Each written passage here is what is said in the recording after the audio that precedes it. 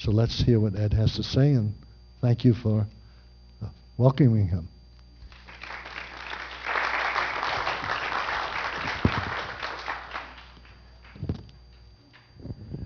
I have a busy weekend. We'll get the sound level here. Is that right back there for the sound level? Everybody hear it? Yes, sounds a little weak up here. Anyway, just to say some things, yeah, that's getting better. Tomorrow, the Friends of Dinosaur Ridge has a scheduled Dinosaur Discovery Day at the Ridge, but I've been watching the weather very carefully, and I noticed a good chance of rain, and sometimes we do get rained out. The latest forecasts are maybe no rain for the morning, but then thunder showers during the afternoon. Anyway, if you want to go out there on your own, it's open 24 hours a day. I'm getting feedback here a little bit, depending on where I'm standing. And you can give yourself your own tour. They have signs all up and down the roadway. The road is closed permanently. And they have signs at different sites, but of course, evolutionary viewpoints on those signs. I've written this little pamphlet. My first edition was in 1994 when I helped organize a tour for 500 homeschoolers, and we had them throughout the day. Then I've revised this several times since then. Anyway, I have a stack of these in the rear. Mentioned this. Yeah, maybe I have to stand back here, that I'm out of the light. This book, 50 scientists wrote this probably in 1998 because it's published in 1999. All of us wrote independently, and yes, so you'll find my chapter about 2/3 of the way into the rear. And I'll refer to that in the beginning of my talk right here. The main part of the talk is basically an article review from this issue of this CRSQ, and an article by Jerry Bergman in the back. He's a prolific writer, has something like 9 different degrees, and you can find lots of his creation-oriented literature. Excellent writer. I think I had to reject only one of his articles in a review. He just a very unusual, poor job on that one, but most of the time it's excellent stuff. Okay, let's get into the main topic right here, and we'll start off with an illustration. And in fact, in the 6-day book, I give this type of illustration. In our entertainment, we have TV, movies, theater, literature, and so on, and there's quite often an action or people doing things or things like that. So when the action starts, you turn on the TV set, the movie starts, they pull the curtain or start up the book. There's the appearance of a prior history that has been going on before you start reading or listening or whatever. That's the idea of the appearance of age. You jump into a famous book like this, and there are some characters that are already partially grown. You don't go back to where they were born. You start when they were teenagers. And life goes on from there. So in our entertainment, we do this all the time. We don't blame any authors for trying to deceive us or things like that. We just understand what's going on. Okay, in the 6-day book, right in my chapter, I mention this directly, and I say, all things appeared as if they had been in existence before their day of creation.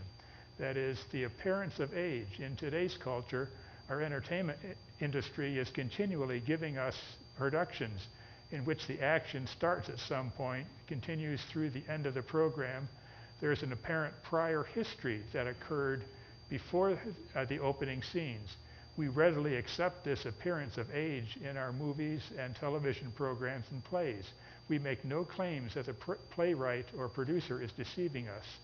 Similarly, I believe that we should be able to accept creation with the appearance of age without calling God a liar. And he told us how he did it all, so there's no deception. We just do not have all the details that we might like, as with a movie mystery. So anyway, that's what I wrote maybe 14 years ago. But Jerry Bergman writes better than I do. So I worked with his article tonight. Well, I come from a weather background. That's my PhD. And I'm not into numerical weather forecasting, but of course I had to understand what they do.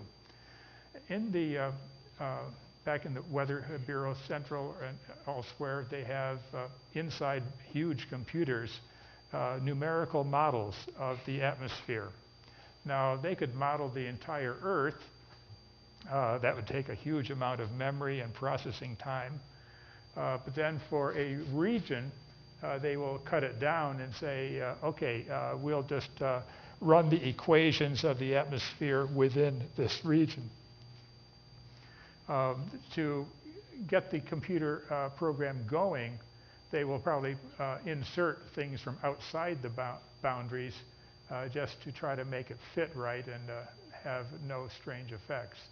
But yes, there is a boundary to the numerical models, and it takes a bit of skill and work to make sure that the boundaries match. And you see here the lines are not matching exactly.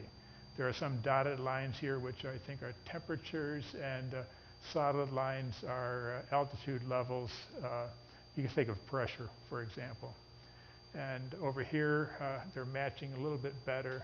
So it's a fairly good match of boundary conditions. And so I'd say,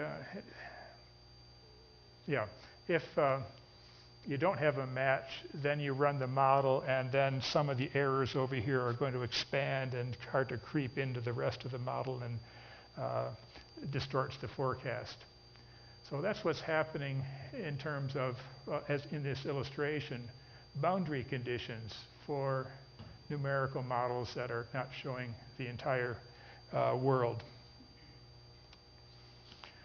Well, I just generated for illustration here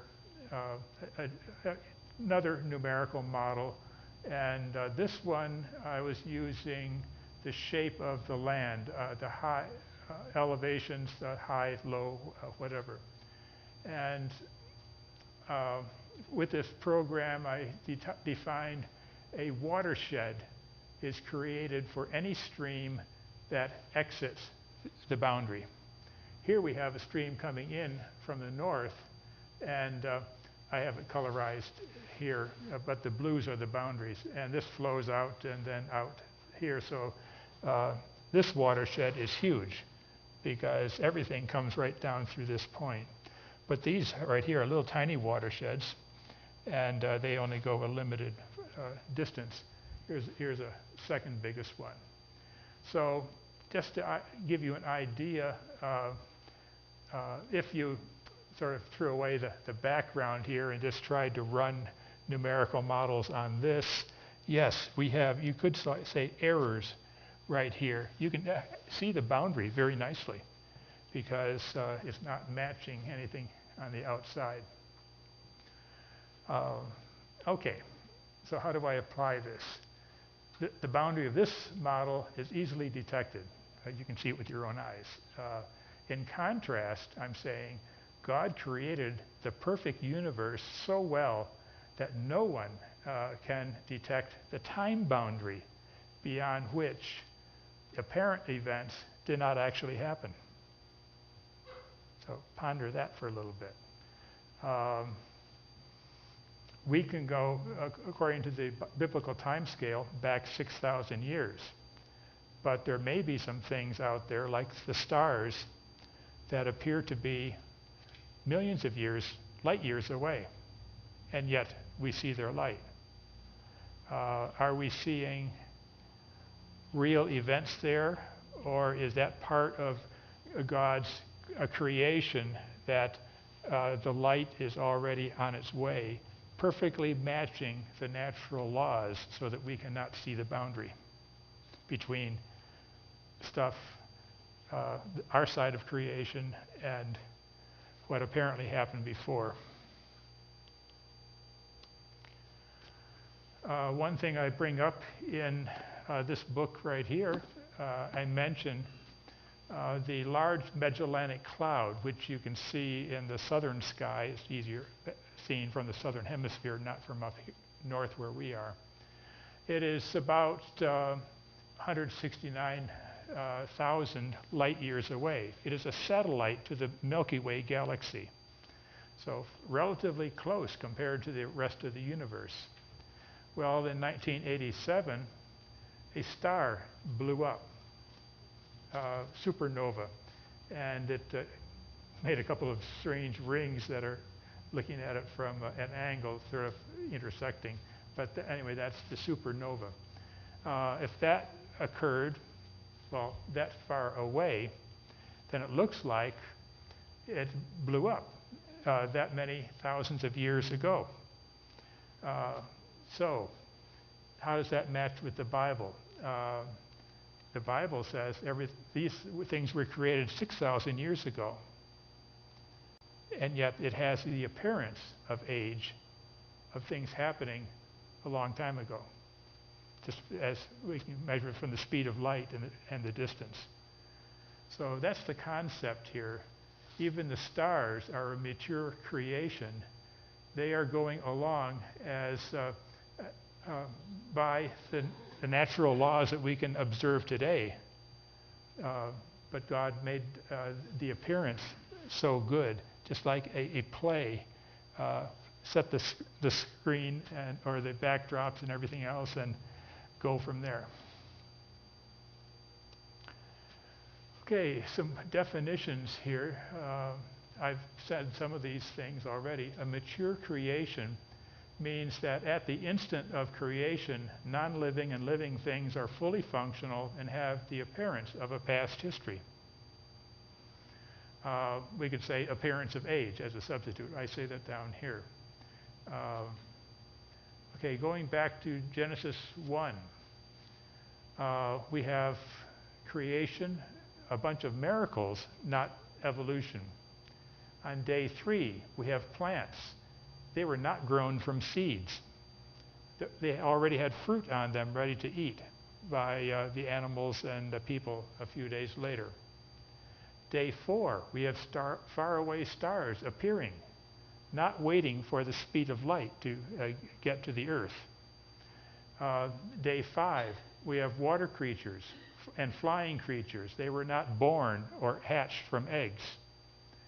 Day 6, we have land creatures and mankind, not born as infants.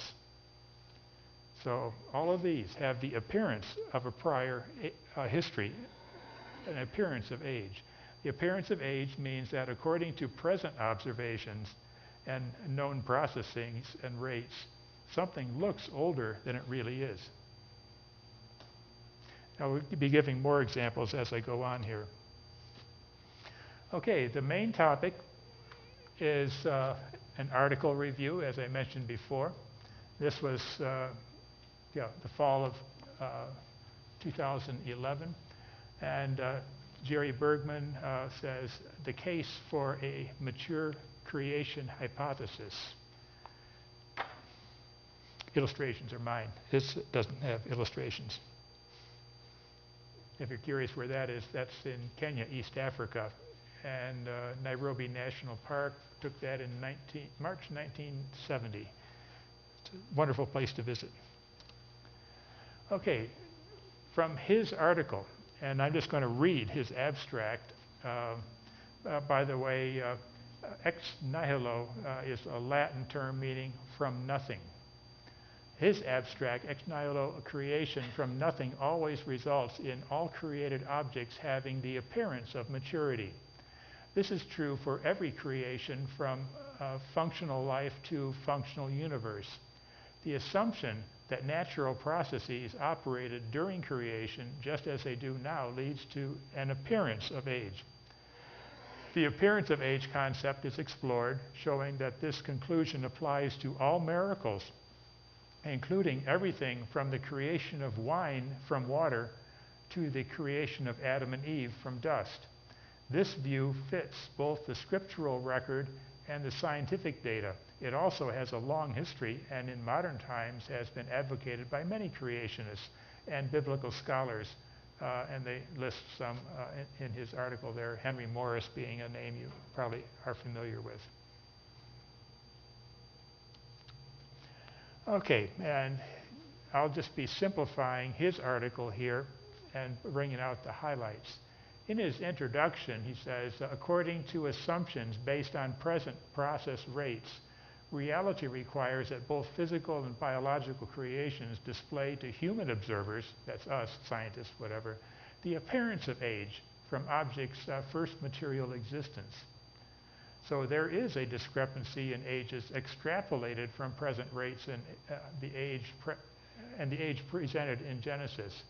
It is a false assumption that the world operated during its creation exactly as it does now. And in the Bible, of course, 2 Peter, we have the quote, from the scoffers, everything goes on as it has since the beginning of creation. That's uniformitarianism, and of course, Peter is saying that that is not true. Miracles, by definition, require what is scientifically impossible. Dead people don't come back to life, for example. Okay, the creation, ex nihilo, creation out of nothing, is common to Jewish, Christian, and Muslim theology. So we have something in common with these other faiths. That's very important. It is in contrast with pagan religions that the gods imperfectly reshaped existing matter into today's flawed world. So that's their explanation of why we don't have a perfect world right now. Of course, we have a different idea. The biblical creation is new and everything and very good. It is human sin that ruined it. And he goes in and mentioned here that sort of an aside, the mass of an atom occupies only a trillionth of its volume. The rest is empty space, just like the large-scale universe. So he's just saying that you have the nucleus of an atom, and then way out here is a big electron cloud, and in between, nothing. So, yeah, everything is hollow, even though we sense that we got some things that are solid. Okay, creation of humans. First slide on that. This illustrates problems of dating an instantaneous supernatural creation. And he says at the end of the sixth day, Adam would look just like he was roughly 20 years old. Of course, we don't know what his real apparent age was. His body had to be created fully formed and fully functional immediately in order to remain alive.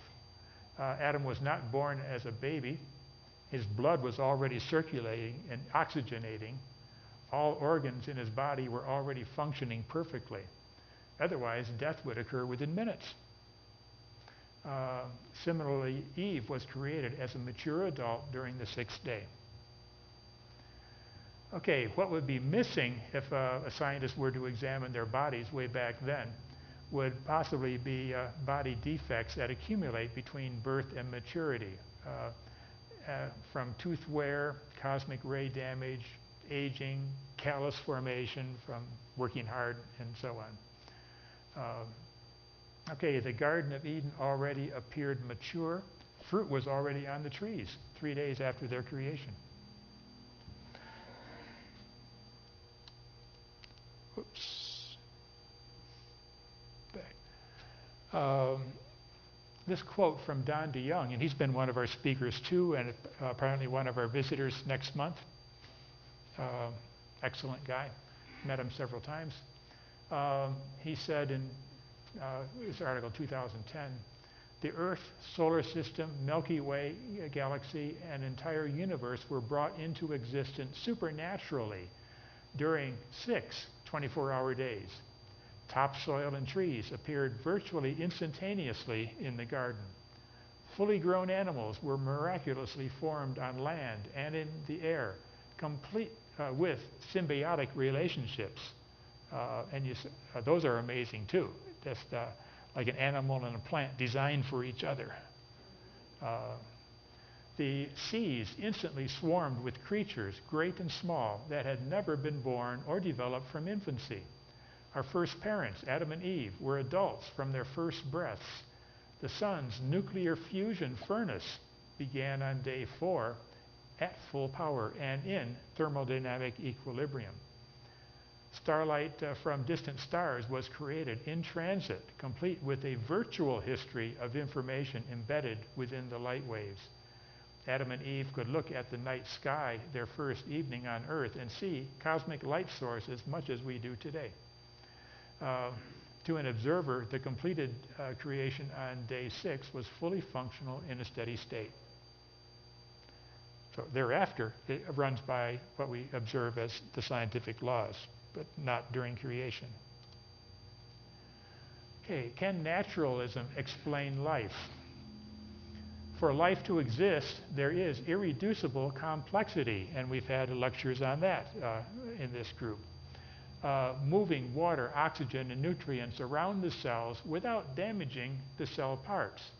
And when you get oxygen and water in there, and with all the biochemicals, this possible destructive forces take over, but not the way things are designed.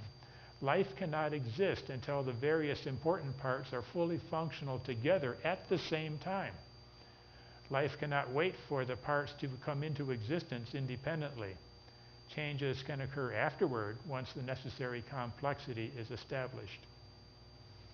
And DNA is useless without the complex machinery needed to produce messenger RNA and to translate the messenger RNA into the hundreds of complex proteins needed for life and the making of that complex machinery. All must be present instantly at the beginning. In other words, these chemicals are making proteins, but to make the DNA and the RNA, you need the proteins. And so, and both have to exist at the same time, and one cannot precede the other.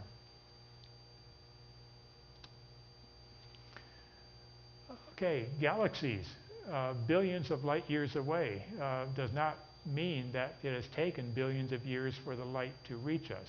And there's a bunch of articles trying to explain that. But for this talk, we're just assuming that the light was created in transit with all that information in it. The photons can be instantaneously created at the same time as the galaxies and seen immediately when they reach the Earth. But then they'll contain this artificial history. It takes thousands of years for energy produced in the sun's core by nuclear fusion to reach the surface and to be converted into photons, then taking 8 minutes to reach the Earth with its heat and light, and that'll be at the speed of light. So the sun had to have the appearance of full functionality at its creation. And so that's a new idea for me, probably for you as well. Okay, at creation, all living things would appear to be somewhere in the process of its normal life cycle. And he refers to the chicken and the egg idea. Obviously, the chicken has to be, well, they're both produced, but most likely the chicken was produced first and then made the eggs.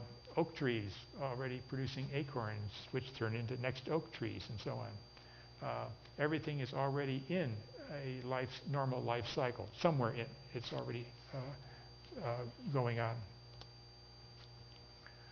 Okay, for the creation of the universe, hydrogen, carbon, oxygen, nitrogen have unique properties designed for life that other elements lack. You just go into our bodies, and that's the majority substances. So I put a corner of the periodic table up there just to illustrate that. there are complex feedback cycles in the environment and in living things necessary for life. All must have been fully functioning at the beginning. The Earth is highly organized for life. It is also in larger organizations all the way to galactic clusters. And a bunch of writers have pointed out how the Earth is so specifically designed for life that it is just amazing when they just go into some of the numbers. More creation of the universe. The Moon, Jupiter, and Saturn are all necessary in the solar system for the protection and functioning of the Earth for life. And they can go into details there that, the Moon is producing tides which flush the ocean and help oxygenate and move nutrients and so on. Jupiter and Saturn are massive planets out there, and they are deflecting comets and asteroids and basically sweep the solar system clean of things that would be very damaging if they impacted the Earth.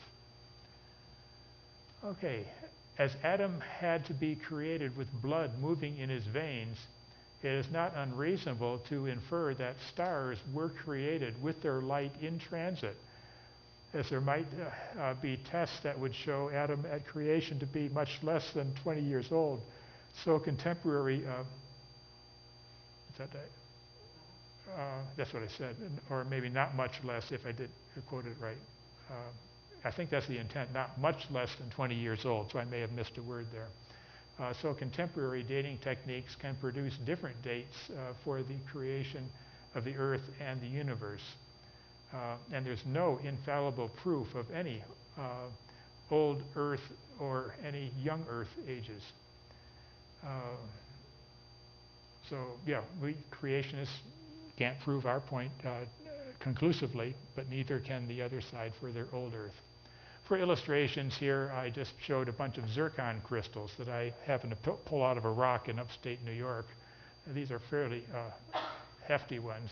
Those in rocks that are used for meteoritic dating are usually much tinier than that. And I have an EKG trace right there, my own. And that is at less than a minute after my heart stopped entirely without warning. I flatlined for 7 seconds 3.5 years ago. But I was all wired up and got a record of all that. It's on my website if you want to see the full graph. And anyway, so interesting experience. Arguments against this mature creation view. There's an abundance of calculations based on present observations and rates that indicate an old Earth, millions and billions of years. And that's what's quoted in the scientific literature and taught in schools and in the media and so on. A mature creation allows any actual age. We may still use the various empirical methods to calculate an age. If dates are consistent, it indicates, but does not prove that the date may be valid. So, yeah, we can have, the geologists will have a consistent set of dates saying millions of years old. But that does not necessarily mean it is that way. Age agreements may not be useful. Tests on Adam after the first day would indicate both 1 day and, say, 20-year ages, the latter being an appearance, not actual. A mature universe will have consistent old age estimates, but will also have some clear evidence of youth. And there are an abundance of calculations based on present observations and rates that indicate a young Earth, thousands of years. And there's been books published by creationists listing hundreds or maybe 1,000 of these types of, say, uniformitarian assumptions on present rates that still indicate a young Earth.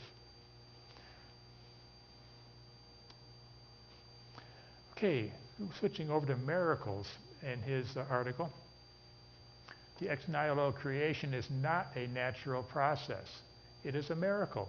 It is impossible by natural laws and experience.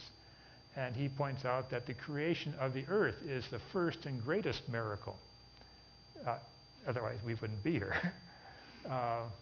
And the Bible starts off with the earth being created first, and then it does the rest of the universe.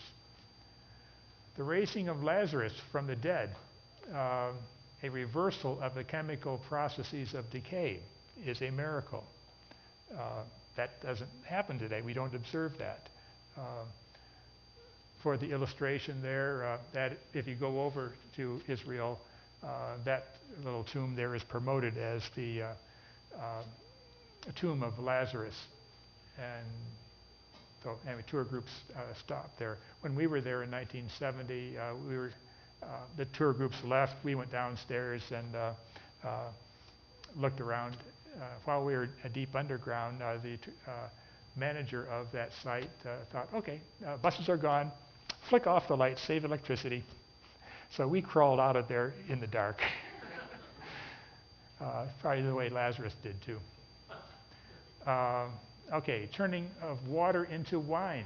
The created wine from water could have had chemical signatures appropriate to a particular vineyard, a grape growth and fermentation process at times, contrary to the actual minutes that it took to make the change. Similarly, starlight could contain spectral signatures of various processes, and rocks could contain radiometric signatures of various ages. I just show some stellar spectra right here with the absorption lines and maybe a few emission lines that are in that spectrum. Again, astrophysics background on me, and pictures of grapes and wine. Okay, is God a deceiver? I've already mentioned this to begin with. If the earth and universe are not as old as they appear, is God deceiving us about creation in 6 days? Was an apparent history put into everything that never actually happened? We can go into history things like tree rings, but they only extend back 4,000 years at the max if you're trying to piece together a whole bunch of dead timbers. Almost nothing. I think there's a few old trees that are getting back into thousands of years old.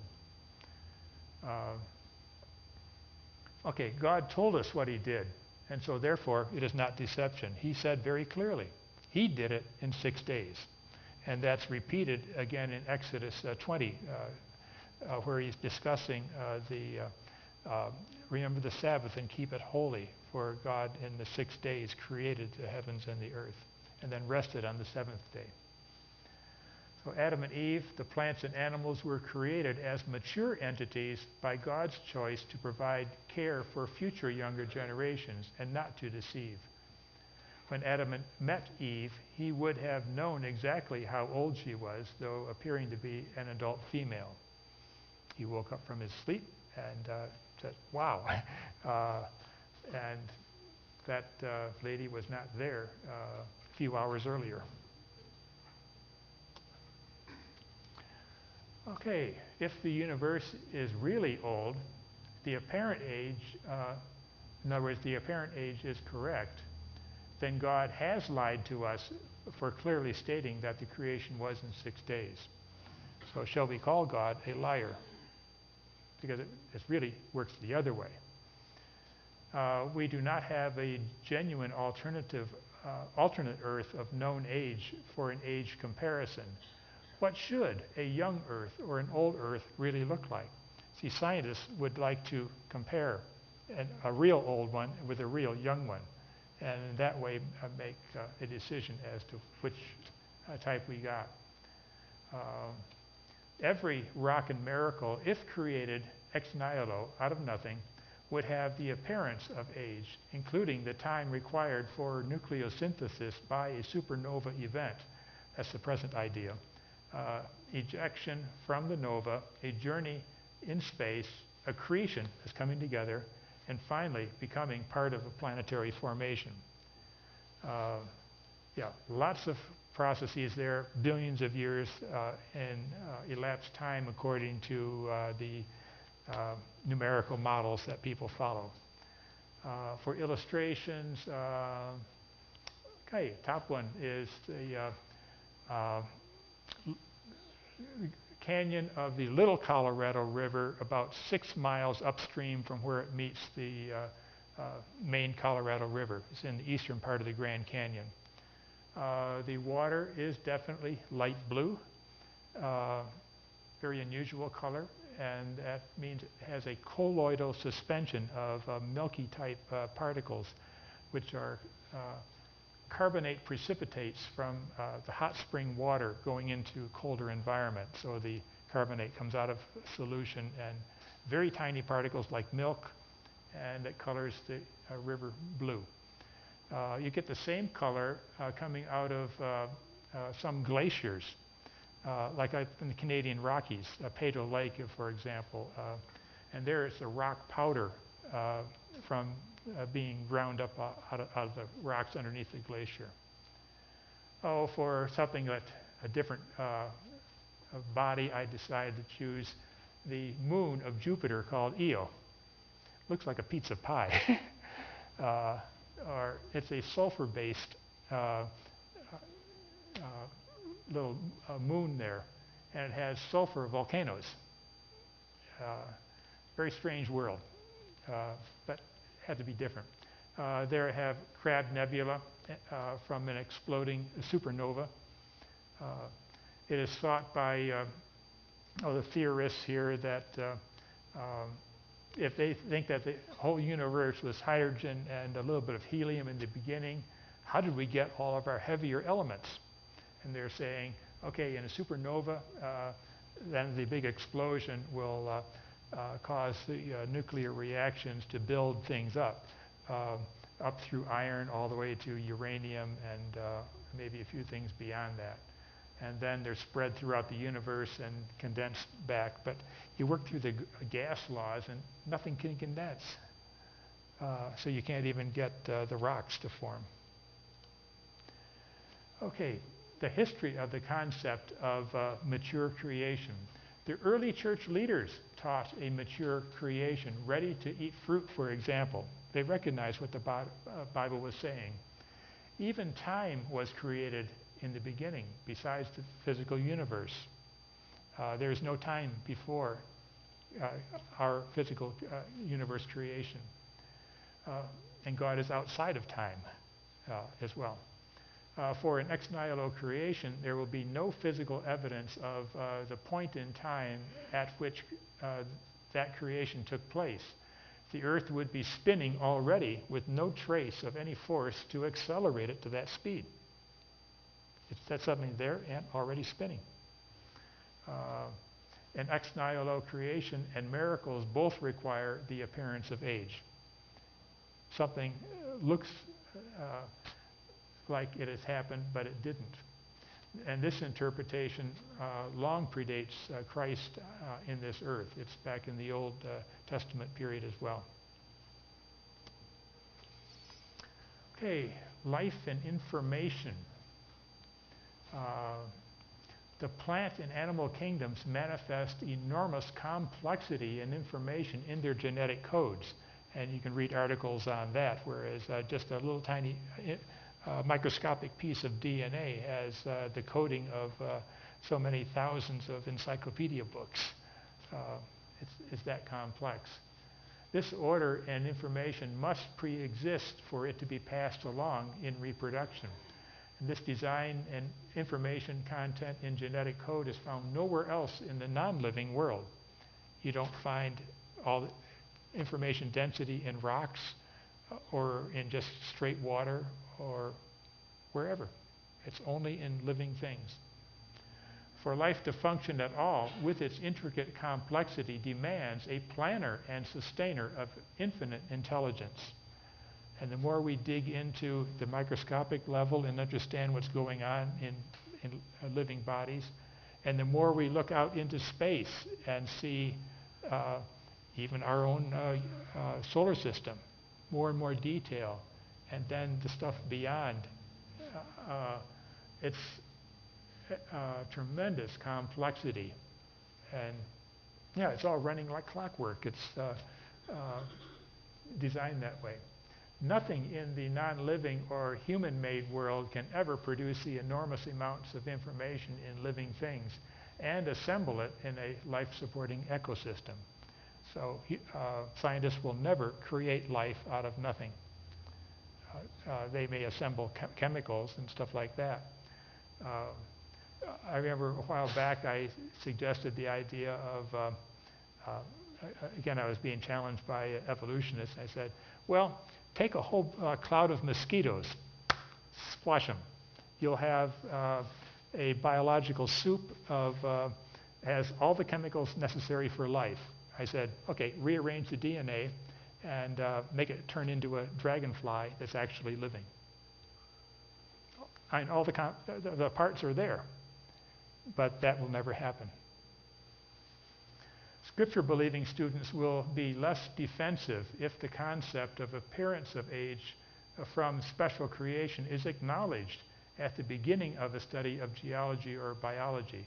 Apparent ages can then be investigated. So in school, we can, the idea here is that if done properly, we can go in there with our beliefs in a 6,000-year-old Earth and universe, but we are free to study the apparent age, knowing that both answers are there. Okay, we still have more things to do, further research. And in his article, he says, well, there's 3 levels of mature creation viewpoints that exist. The minimal apparent age says that the appearance of old age is only in those features necessary for immediate functionality, like blood flowing in veins and sunlight in transit to the earth. And he doesn't go beyond that. Total apparent age is that everything, including the fossils and tree rings, look exactly the same as if created by a big bang billions of years ago. That was definitely popular a couple hundred years ago and refuted by a bunch of scholars. Partial apparent age, somewhere in between. Some apparent ages exist in non-essential things, but not total history. So still a variety of opinions. Age calculations involve assumptions, and these assumptions can vary, just like with our scientific assumptions. Okay, the article summary, the end of his article here, the appearance of age concept is a viable hypothesis for explaining life and the universe and must be considered. If historical creation ex nihilo belief is true, then the appearance of age conclusion must also be true. The appearance of age theory neatly avoids all conflict between what nature says and what Scripture says about natural history. It cannot be disproved scientifically. It may not be liked. I've had lots of creation scientists dislike this mature creation hypothesis. But again, it cannot be disproved, and it is in accordance with what the Bible says.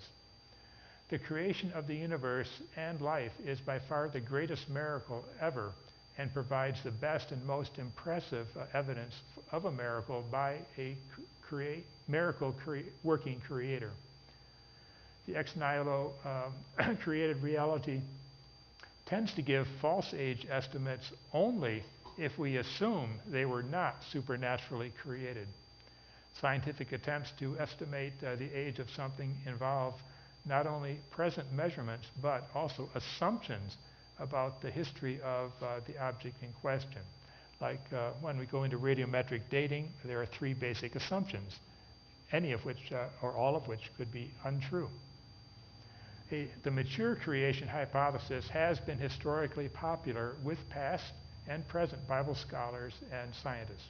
Not everybody, but there's a good following there from the early church fathers and before. I think that was my last slide. So hopefully that's something to ponder for a while. Okay, let's give Dr. Holroyd a hand. I'm sure you're open for questions. Mm-hmm. Okay. Would you pass Gonna get the microphone back there.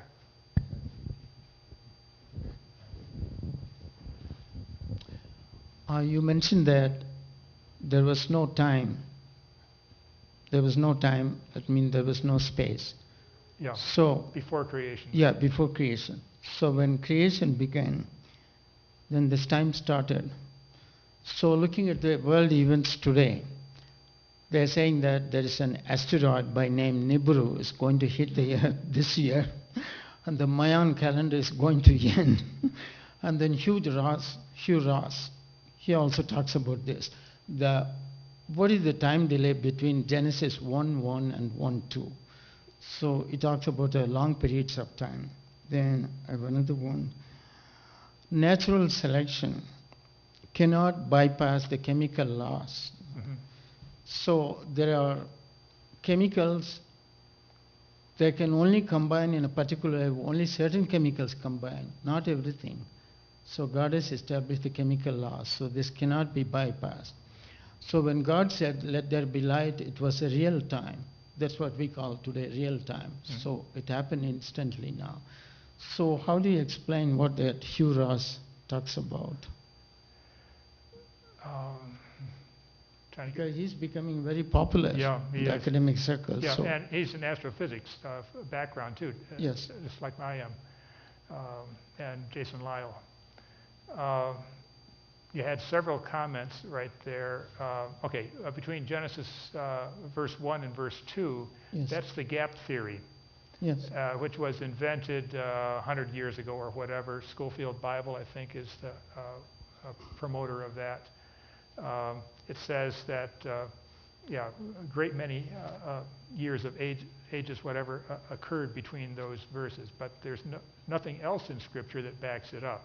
That was a artificial invention in more modern times, just trying to accommodate the old age arguments. So there is in the creation literature a lot of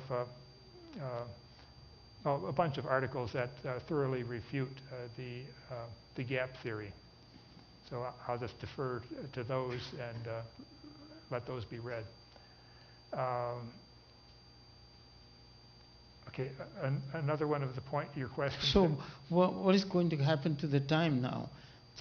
Looking at all the world events, so there's a possibility of a third world war. Yeah. And they're saying that the asteroid is going to hit the We're Earth. We're operating in the physical universe of Yes. space and time Yes. that God created. And the Bible says He's going to bring an end to it. And the heavens and the earth will be consumed, and then He'll make a new heaven and a new earth.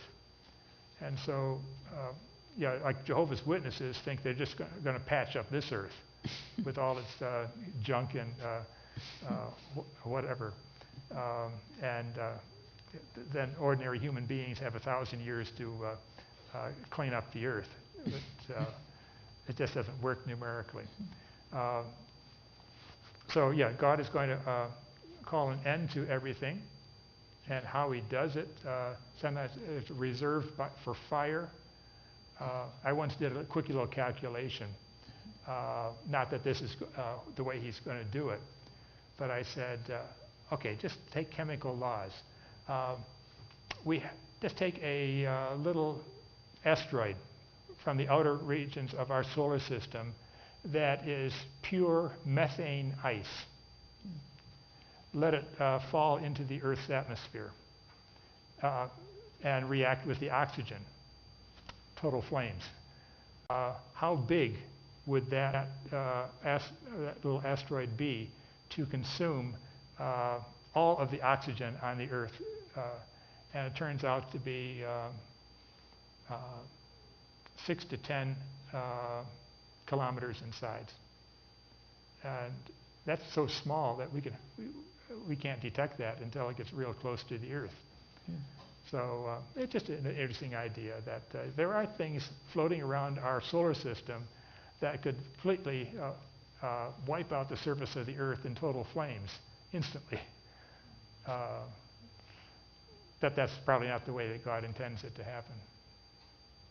Well, a few days ago they said that there's going to be a solar flare. We don't see anything. Yeah. Geomagnetic storms. No. Yeah. We don't see anything happening. No. Yeah. There was a solar flare, and I looked at where it was in the sun, and it was up away from the equator, which means it probably shot north of us. And they're working on their predictions, and they have a whole bunch of computer equations that help them, and they're getting better at it, but not perfectly. I mean, we have enough trouble forecasting the weather here in Denver. And I'm a weatherman. Fortunately, I don't get into that, except for my own purposes. Yes. Yeah. I'm done. So, I'm not even sure how to ask this question, but the supernova you mentioned at the beginning sort of brings up, I think, maybe one of the most puzzling things in the whole young Earth thing is that a star that's 160-some thousand light years away, 6,000 years after creation, we see that it's supernovaed, but it's so hard. I think maybe the supernovas are the hardest thing of the whole astronomical thing, because did it exist, or was it instantaneously created, novaed, and then the light like zoomed faster? Or are there other theories about how that works? Okay, the way I am envisioning that is that, again, boundary conditions. God has, at a certain time, created the entire universe, and the stuff could be out there, but the light from the apparent explosion is already set in place and coming our way, such that 6,000 years later, it does arrive at Earth. That type of idea. And I think on that slide I was saying that that means that there is a boundary, a time boundary, about 6,000 years out, that everything inside that has been observed and with no problem at all. But things outside that, everything is an apparent creation and for events that never really happened. But we do, as I say, from my first slide here on our entertainment stuff, Star Wars imagery. They are creating this artificial background of things that have never happened. And then we dive into the story and go from there. And so God has created, just like on Adam, he already has a body that is fully functional at the instant of his creation. And it looks like it's 20 years old or more or less, but it's young, very young. Yeah, what you I apply mentioned. the same thing to the stars. What you mentioned about the boundary with respect to the solar system, outside the solar system, that's Dr. Hartnett's position in Australia. Yeah. And it's a little bit different boundary there, because there he's using relativity theories and an event horizon of a black hole. And he's saying, again, trying to explain how we can see stuff that's billions of light years away. Right.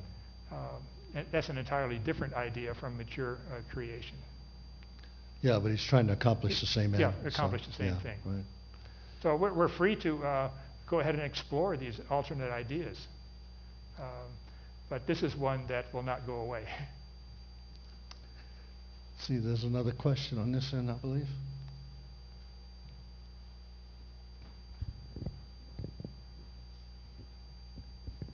I agree with your premise about a young earth, so please don't take it opposite that. But I have a few references, and if there's anyone else who would like to write down some Bible verses, I think you'll come up with some interesting thoughts. The first one is Job 38, verses 1 through 8.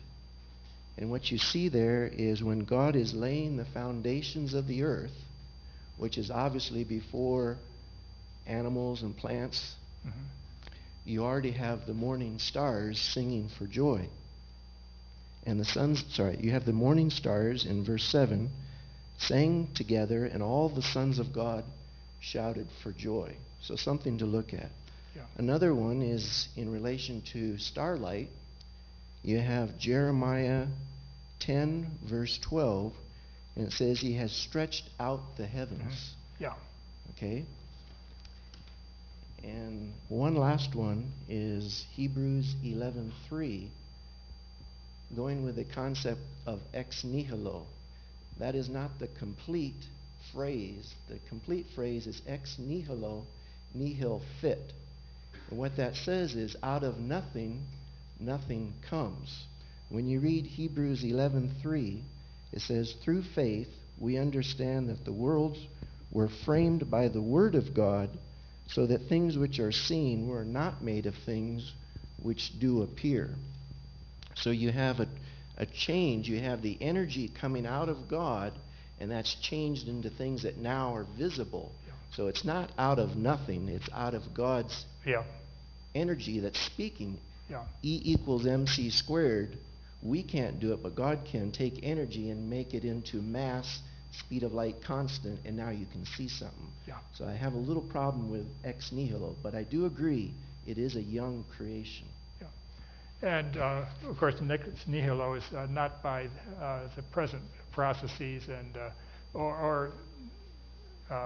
the physical universe that we now see did not create itself. The stretching of the heavens, that is sort of like the expansion of the universe, which we think we can measure out there. And that's what Russ Humphreys and others are using.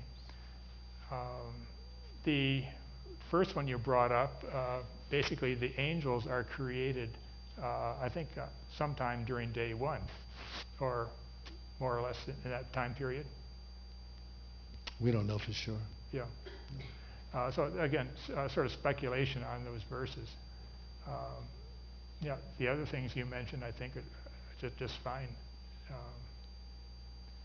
Any more questions? Any other questions? Okay.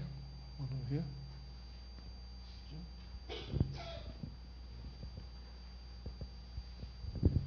I hope it's hard to change the subject a little bit, but about your coins, do you have any knowledge of a coin that Diocletian had struck like around 296 after the persecution of the Christians and the destruction of the Bibles during that time in history?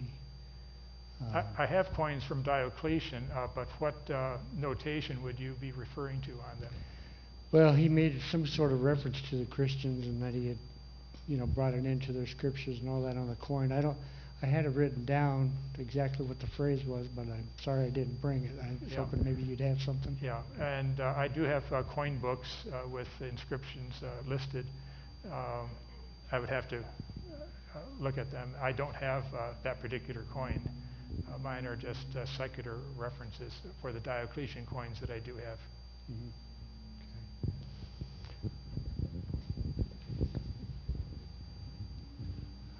Any other questions? Oh, yes, Bill?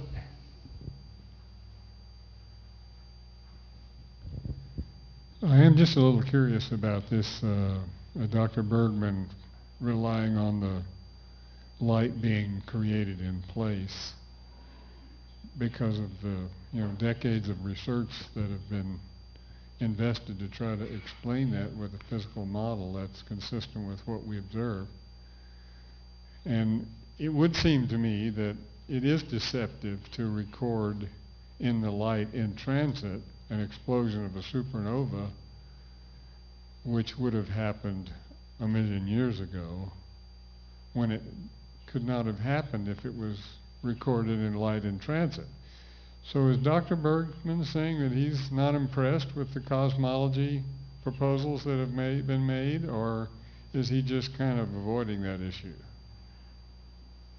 In this article, he is going back to what traditionally, for a couple thousand years, has been the interpretation.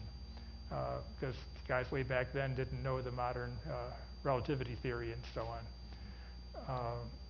But couldn't we claim that that is deceptive? No, because God said he did it.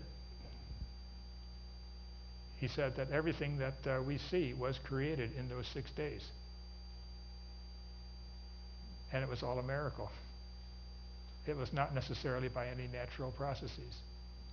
Well, I'm referring to the fact of, let's say, an explosion event that's recorded in the light that was created in transit, which really never occurred. Mm-hmm. Doesn't that sound deceptive? Our entertainment industry starts a program with things that never occurred. We do it all the time.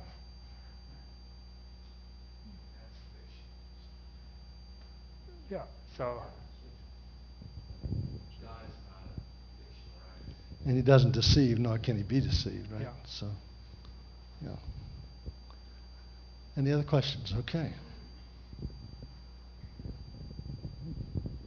I actually see no problem with positing the fact that the explosion actually occurred. I think God probably had a lot of fun setting off some fireworks for himself, and yet putting the light where it needed to be for us to get to see it before we burn up. Yeah. So I actually think the events did occur, and there's every good reason to suppose that they occurred, just that they didn't occur billions of years ago. Mm-hmm. Okay. Is that also Dr. Lyle? I think that He is, Dr. Lyle is saying that the light arrived instantaneously. Yeah. Any other questions? Jack? I get a little hesitant sometimes bringing this up, but in Genesis 1, it gives the reason why the stars were created, and that is as signs and for signs and seasons, not for proof of existence. And so if the light is in transit, it's because it was created for something here, not to necessarily say definitively what's out there. And it's, to me, that makes as much sense as any of the others. I find Hartnett and Humphreys interesting to read, but I don't necessarily buy, that what we perceive is actually the truth there, simply because I go back to Genesis and it says they're for signs and seasons, not for proof of existence.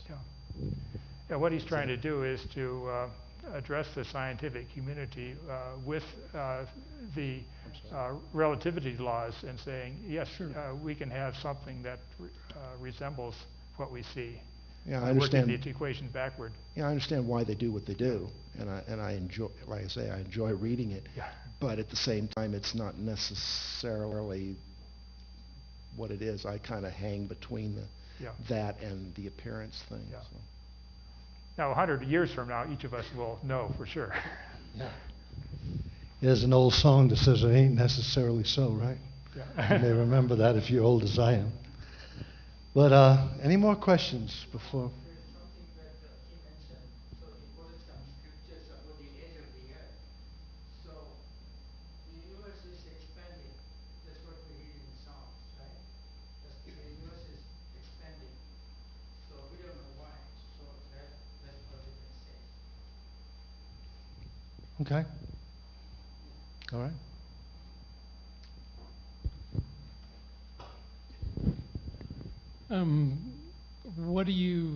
What would be your opinion on gravitational effects on light speed?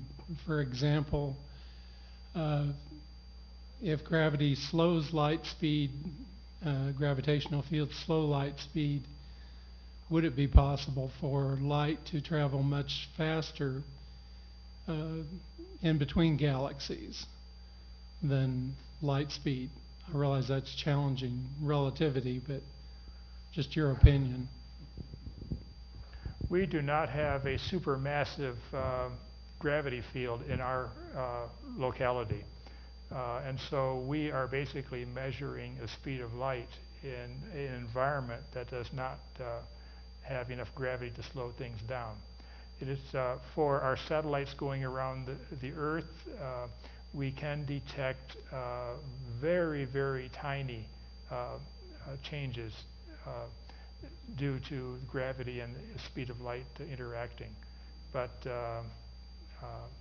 it's very difficult to measure that tiny change.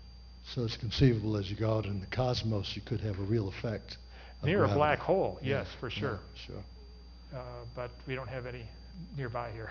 Right, right. Okay, anyone else? Well, thanks a lot for your participation. Don't forget about next month. Big events happening.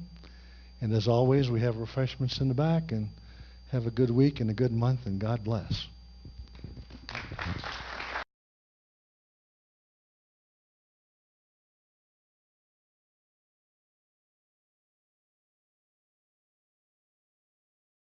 Boundary conditions for numerical models that are not showing the entire world. Well, I just generated for illustration here another numerical model, and this one I was using the shape of the land, the high elevations, the high, low, whatever. And with this program, I defined a watershed is created for any stream that exits the boundary.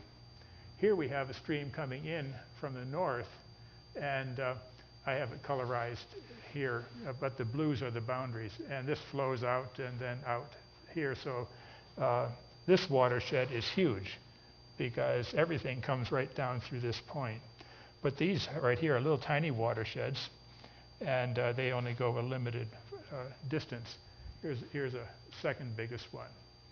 So just to give you an idea, if you sort of threw away the background here and just tried to run numerical models on this, yes, we have, you could say errors right here. You can see the boundary very nicely because it's not matching anything on the outside.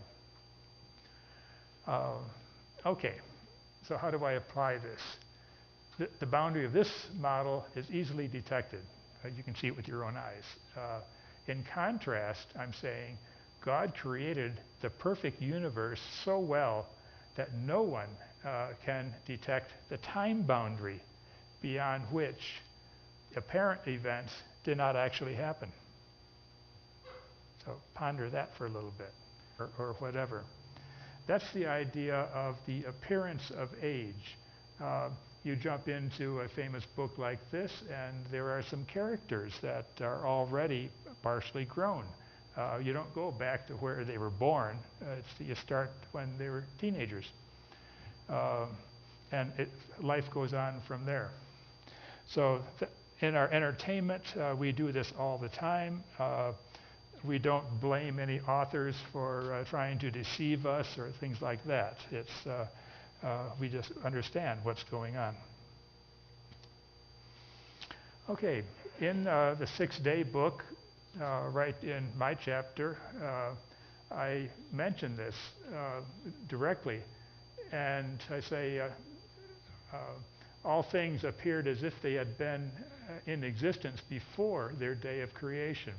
That is, the appearance of age. In today's culture, our entertainment industry is continually giving us productions in which the action starts at some point, continues through the end of the program. There's an apparent prior history that occurred before the opening scenes. We readily accept this appearance of age in our movies and television programs and plays. We make no claims that the playwright or producer is deceiving us. Similarly, I believe that we should be able to accept creation with the appearance of age without calling God a liar. And he told us how he did it all, so there's no deception. We just do not have all the details that we might like, as with a movie mystery. So anyway, that's what I wrote maybe 14 years ago. but Jerry Bergman writes better than I do. So I worked with his article tonight. Well, I come from a weather background. That's my PhD. And I'm not into numerical weather forecasting, but of course I had to understand what they do. In the back in the Weather Bureau Central and elsewhere, they have inside huge computers numerical models of the atmosphere. Now, they could model the entire Earth. That would take a huge amount of memory and processing time. But then for a region, they will cut it down and say, okay, we'll just run the equations of the atmosphere within this region. To get the computer program going, they will probably insert things from outside the boundaries just to try to make it fit right and have no strange effects.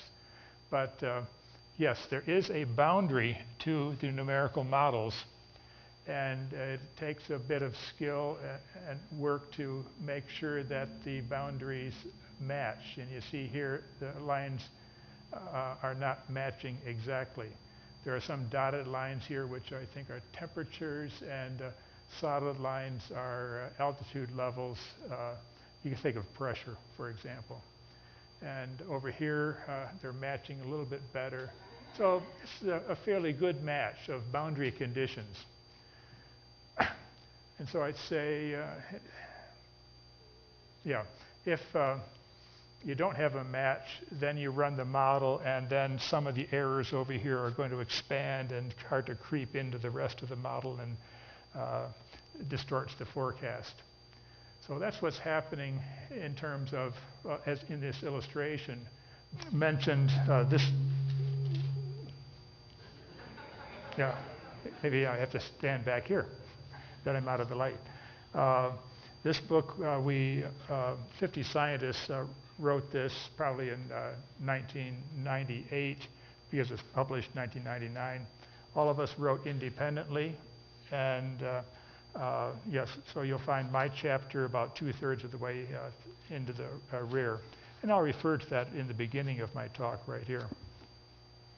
The main part of the talk is basically an article review from this issue of this CRSQ, and an article by Jerry Bergman in the back. He's a prolific writer, has something like 9 different degrees, and you can find lots of his creation-oriented literature. Excellent writer. I think I had to reject only one of his articles in a review. He just very unusual, poor job on that one, but most of the time it's excellent stuff. Okay, let's get into the main topic right here, and we'll start off with an illustration. And in fact, in the 6-day book, I give this type of illustration. In our entertainment, we have TV, movies, theater, literature, and so on, and there's quite often an action or people doing things or things like that. So when the action starts, you turn on the TV set, the movie starts, they pull the curtain or start up the book. There's the appearance of a prior history that has been going on before you start reading or listening. So let's hear what Ed has to say, and thank you for welcoming him.